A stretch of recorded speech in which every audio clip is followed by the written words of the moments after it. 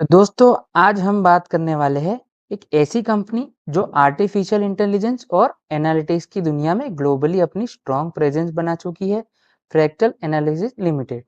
ये कंपनी सिर्फ data analysis नहीं करती बल्कि एआई के थ्रू बिजनेस को स्मार्टर डिसीजंस लेने में हेल्प करती है। अगर आप एआई डेटा साइंस या फ्यूचर रेडी कंपनी में इंटरेस्टेड हो तो फ्रैक्टल एनालिटिक्स एक इम्पोर्टेंट नाम है।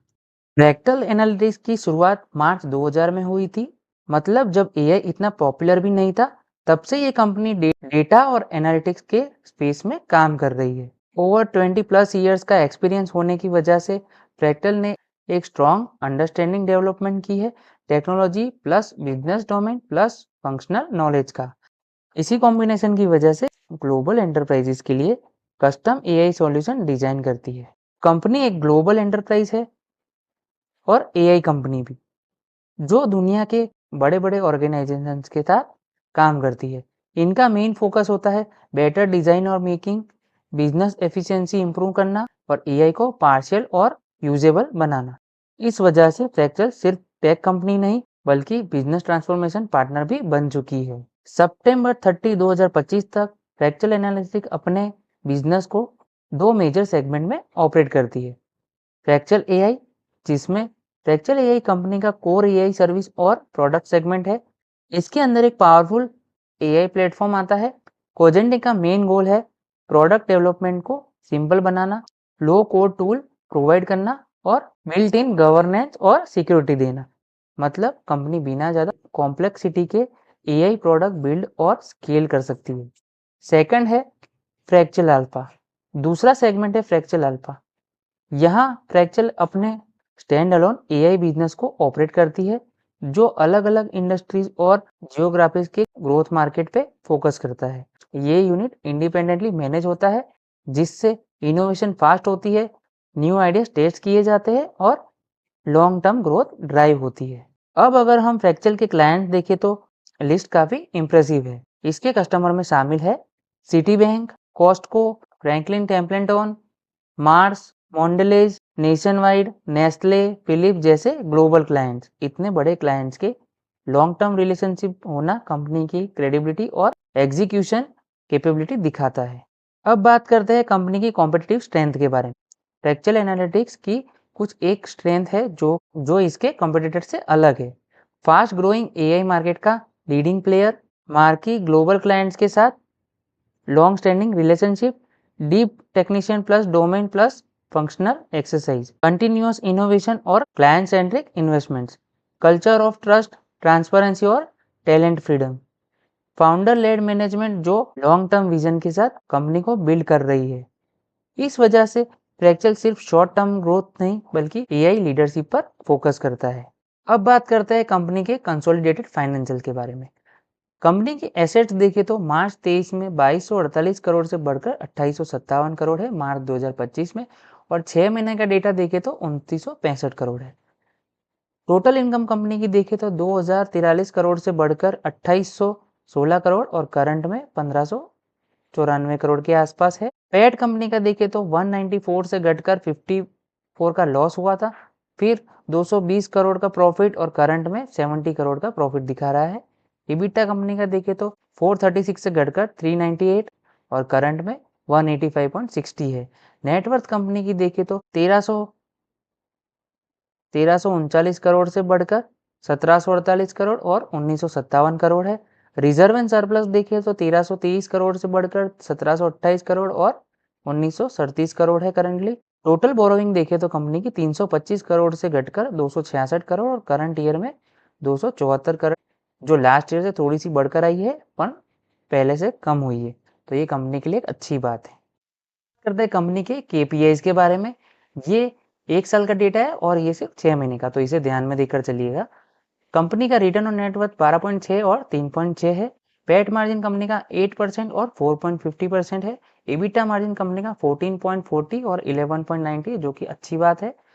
प्राइस टू बुक वैल्यू देखे तो 8.65 टाइम्स है। कंपनी का प्री और पोस्ट ईपीएस देखे तो 13.74 और 8.25 है। पीई कंपनी का देखे तो 65.5 से बढ़कर 109 हो जाएगा। प्रमोटर होल्डिंग है 18.19 की, जो कि न्यू एज कंपनीज में कॉमन बात है प्रमोटर होल्डिंग लो होना। मार्केट कैप कंपनी का देखें तो प्री आईपीओ है 15,473.60 करोड़ का। अब बात करते हैं कंपनी के आईपीओ डिटेल्स के बारे में।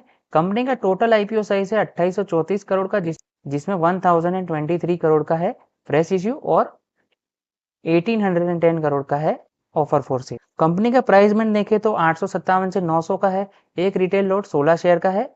कंपनी में ओएफएस और फ्रेश कैपिटल दोनों के लिए आईपीओ ला रही है। बीएससी एनएससी दोनों पर लिस्ट हो जाएगा और एम्प्लॉय के लिए डिस्काउंट है 85 रुपये। आईपीओ की टेंटेटिव टाइमलाइन देखें तो आईपीओ ओपन होगा 9 फेब को, क्लोज होगा 11 को, अलॉटमेंट आपको मिल जाएगा 12 को, रिफंड इनिशिएट होंगे 13 को और शेयर भी आपके क्रेडिट कर दिए जाएंगे अकाउंट में 13 को ही, और 16 तारीख को एक और नई कंपनी मार्केट में लिस्ट हो जाएगी। अब बात करते हैं आईपीओ के लॉट साइज और रिजर्वेशन के बारे में। पहले बात करते हैं रिजर्वेशन, जो कि क्यूआईबीज के लिए 75, रिटेल के लिए 10% है, जो कि कम है, तो आपके आईपीओ लगने के चांसेस कम हो जाएंगे। और एनआईएस के लिए 15% है। आईपीओ के लॉट साइज के बारे में बात करें तो 16 शेयर का एक लॉट 14,400 का इन्वेस्टमेंट मिनिमम है, और वैसे ही retail maximum, small HNI max और बिग एचएनआई आप देख सकते हो। अब बात करते हैं कंपनी के ऑब्जेक्ट ऑफ इश्यू के बारे में, मतलब आईपीओ का पैसा कंपनी कहाँ पे यूज करेगी। 264 करोड़ का यूज होगा पार्ट और फुल रीपेमेंट में, जो कि लोन रीपेमेंट में जाएगा। 57 करोड़ का यूज होगा लैपटॉप परचेस करने में। नया प्रीमाइसिस सेटअप करने में, जो कि इंडिया में होगा, वो होगा 121 करोड़ का। रिसर्च एंड डेवलपमेंट में कंपनी 355 करोड़ का यूज करेगी और बाकी का पैसा जनरल कॉर्पोरेट पर्पसेस में जाएगा। अब बात करते हैं फ्रैक्चरल एनालिटिक आईपीओ के करंट जीएमपी की। लेटेस्ट अवेलेबल डेटा के अकॉर्डिंग जीएमपी अप्रोक्स 130 से 135 पर चल रहा है, जो रफली 14.44% का एक्सपेक्टेड लिस्टिंग दिखा रहा है अपनी कट ऑफ प्राइस पे। इसका मतलब ये है कि मार्केट में आईपीओ को लेकर पॉजिटिव सेंटीमेंट बना हुआ है। लेकिन दोस्तों एक बात याद रखनी बहुत जरूरी है, स्ट्रॉन्ग जीएमपी का मतलब लिस्टिंग गेन का एक्सपेक्टेशन होता है, लेकिन एक्चुअल लिस्टिंग प्राइस डिपेंड करता है मार्केट के कंडीशन, सब्सक्रिप्शन डेटा और ओवरऑल सेंटीमेंट पर। इसलिए जीएमपी को हमेशा फाइनेंशियल और बिजनेस क्वालिटी के साथ कंबाइन करके ही देखिए। अब बात करते हैं फाइनल वर्डिंग की। तो दोस्तों अगर ओवरऑल देखा जाए तो फ्रैक्चरल एनालिटिक्स लिमिटेड का ग्रे मार्केट प्रीमियम 130 से 135 यानी कि 14% के आसपास चल रहा है। ये क्लियरली बताता है मार्केट में आईपीओ को लेकर पॉजिटिव बज़ और डिमांड है। लेकिन याद रखिए जीएमपी एक इंडिकेटर होता है, गारंटी नहीं होता। एक्चुअल लिस्टिंग गेन डिपेंड करता है मार्केट कंडीशन, सब्सक्रिप्शन रिस्पॉन्स और ओवरऑल सेंटीमेंट पर, जो कि जिस दिन लिस्टिंग होगा उस दिन के हिसाब से देखा जाता है। इसलिए आईपीओ में इन्वेस्ट करने से पहले कंपनी के बिजनेस मॉडल, फाइनेंशियल और रिस्क फैक्टर्स को जरूर समझिए। सिर्फ जीएमपी देखकर डिसीजन लेना हमेशा सेफ नहीं होता। ये वीडियो सिर्फ एजुकेशनल पर्पस के लिए है। मैं सेबी रजिस्टर्ड इन्वेस्टमेंट एडवाइजर नहीं हूँ। Stock market investment market risk के सब्जेक्ट होते हैं, इसलिए इन्वेस्ट करने से पहले अपने फाइनेंशियल एडवाइजर से सलाह जरूर ले। तो दोस्तों वीडियो पसंद आया हो तो लाइक करें, शेयर करें, और ऐसे ही आईपीओ एनालिसिस वीडियोस के लिए शेयर समाचार यूट्यूब चैनल को सब्सक्राइब करना मत भूलिए। मिलते हैं एक और नए वीडियो में, तब तक के लिए इन्वेस्ट स्मार्ट।